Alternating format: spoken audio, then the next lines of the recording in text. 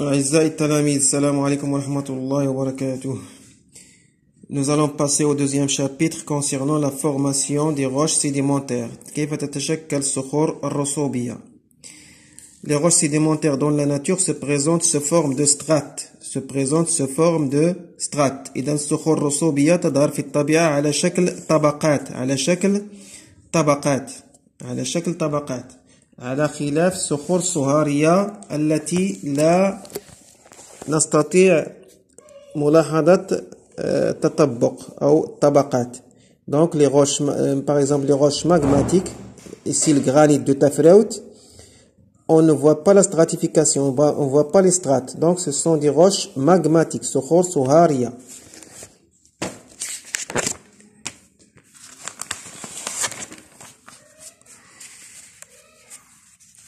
Toutes les roches de la surface de la Terre subissent l'action de l'érosion avec le temps. Les roches sont désagrégées, modifiées ou dissoutes. إذن فجميع المناظر الجيولوجية اللي كنشوفوها في الطبيعة فهي تتأثر بعوامل الحت ويتغير شكلها مع مرور الزمن.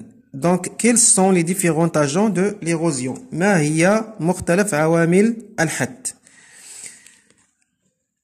Donc, parmi les agents de l'érosion, on cite les eaux courantes, المياه الجارية, la mer, البحار, les vents, الرياح, le soleil, الشمس, les glaciers, الجليد, l'influence de la végétation وتأثير كذلك نمو الجذور على الصخور. Donc, comme vous voyez ici, par exemple, l'influence de l'eau. Les vagues creusent les roches à la base, qui finissent par un écroulement,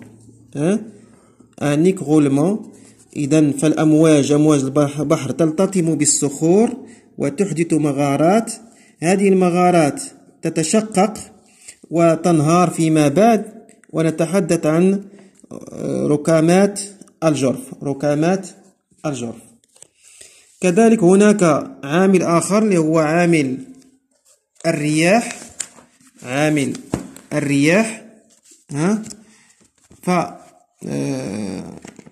الرياح هي الأخرى تؤثر في الصخور.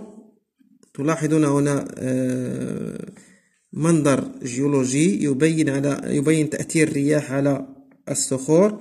Donc comme vous voyez ici un paysage qui nous montre l'influence éolienne sur les roches, les roches.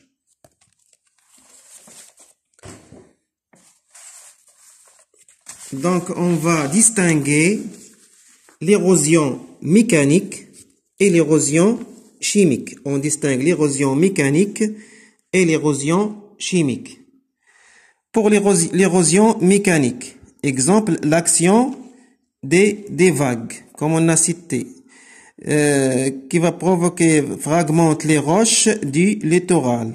Autre exemple, l'eau qui gèle dans les fissures de roches augmente de volume et provoque l'éclatement de la roche. إذن المياه التي تتجمد داخل التشققات الصخرية يزداد حجمها مما يؤدي إلى تفتت الصخور فيما بعد، لأن الضغط يؤدي إلى توسع هذه التشققات وتنتهي الصخرة بالتفتت.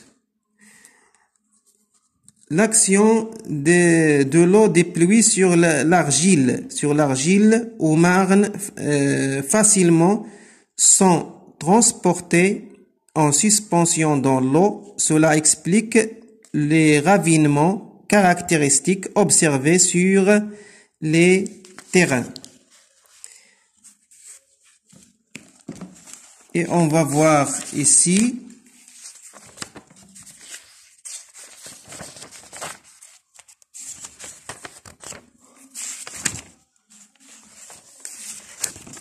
Je vais vous montrer ici les ravinements creusés par l'eau. L'argile qui n'est pas protégée par le manteau végétal. Il n'y a pas assez de végétaux qui protègent l'argile et sera facilement détachée, et il y aurait formation de ravinement avec des crêtes ici comme vous voyez ici. إذن عندما يكون الغطاء النباتي ضعيف تساقط الأمطار يؤدي إلى تشكل مسيلات. لماذا؟ لأن مياه الأمطار تجرف بسهولة الطين وتتشكل هذه المسيلات. On va passer maintenant à l'érosion chimique. أو الحت الكيميائي.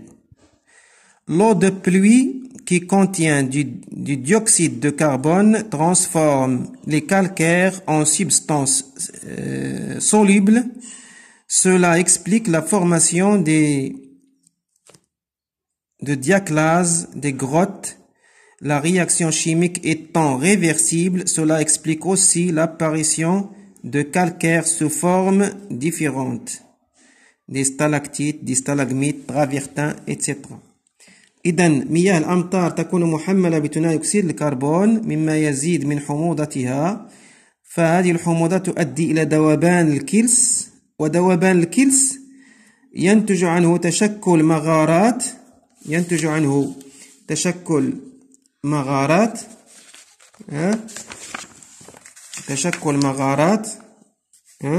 تتشكل مغارات هكذا، تشكل مغارات.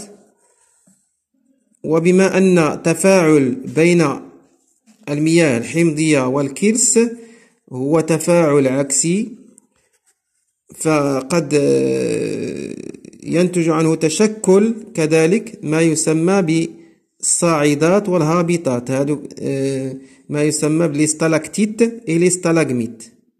Donc la réaction chimique est réversible entre les eaux de pluie et le calcaire, et ceci va entraîner la formation des stalactites et de stalagmites.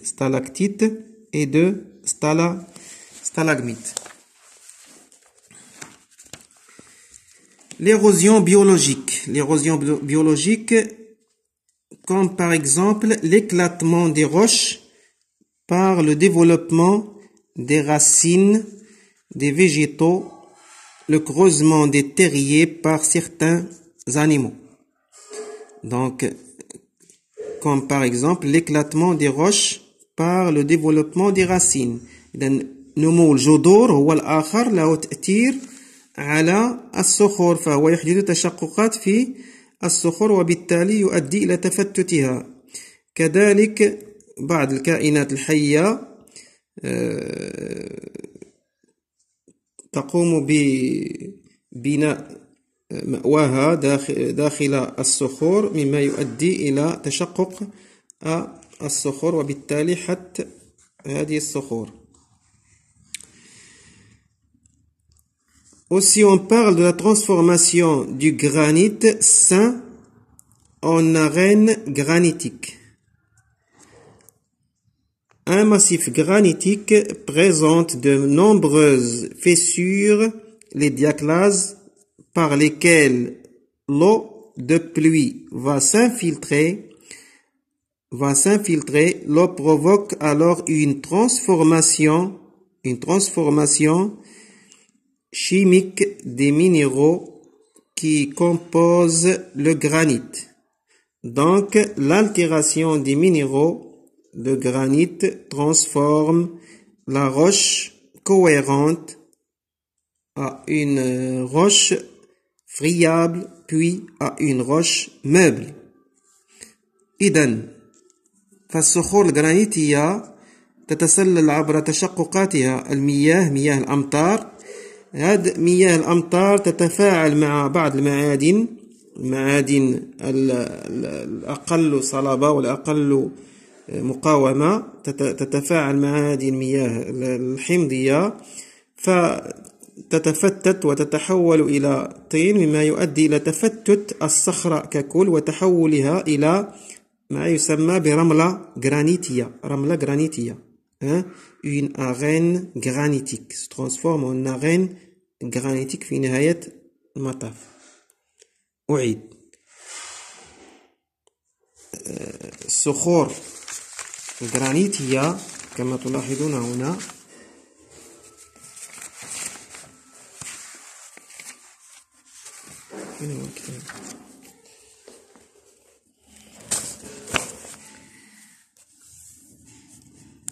après la tombée des pluies, il y aurait infiltration des eaux à travers les diaclases, à travers les fissures.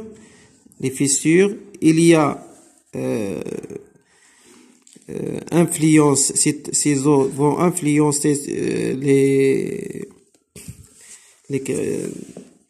cristaux, des cristaux de feldspath et de mica surtout qui vont se transformer en argile.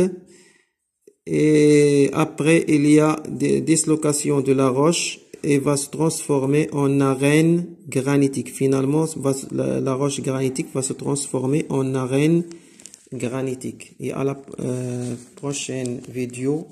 Wassalamu alaikum wa rahmatullahi wa barakatuh.